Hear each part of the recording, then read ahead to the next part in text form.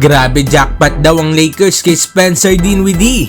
So pag-uusapan nga natin ngayon mga idol ang naging komento nga nila Coach Darvin Ham, Anthony Davis at itong si Spencer Dinwiddie patungkol nga sa pagsama niya sa Los Angeles Lakers. Unahin nga natin itong interview ni Anthony Davis mga idol.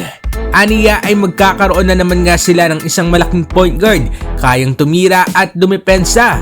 Mapupunan nga daw ni Spencer Dinwiddie ang mga spots na nawala nga sa kanila dahil nga sa mga injuries ng kanilang teammates. Good signing nga daw ito para sa kanila at magiging magandang araw ang kanilang takbo kapag nakabalik na nga ang lahat.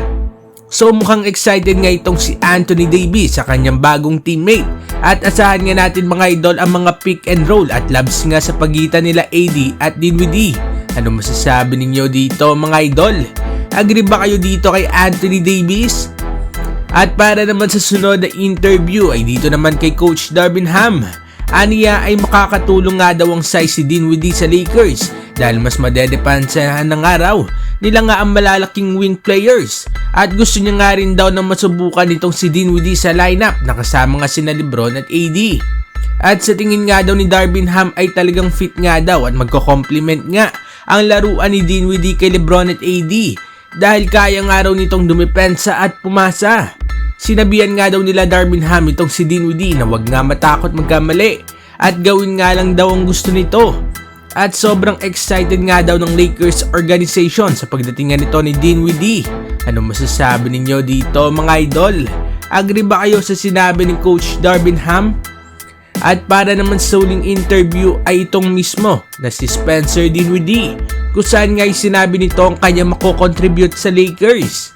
Aniya ang pagiging 6'6" at athletic nga daw at ang willingness na gawin nga ang lahat para manalo.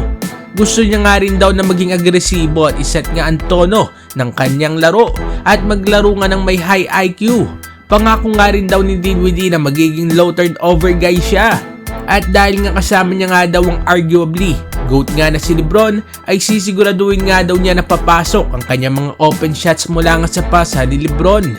Sa nakikita nga daw ni Dinwiddie na setup ng Los Angeles Lakers ay gusto nga daw niyang matulungan ng koponan na makuha nga ang inaasam na championship. So yan nga mga idol ang mga sinabi nila patungkol nga sa pagdating ni Dinwiddie dito sa LA Lakers. Ano masasabi niyo dito mga idol? Magkomento sa baba at ating babasahin yan. Huwag kakalimutan na mag-like at subscribe para sa iba pang balitang NBA. Maraming salamat po.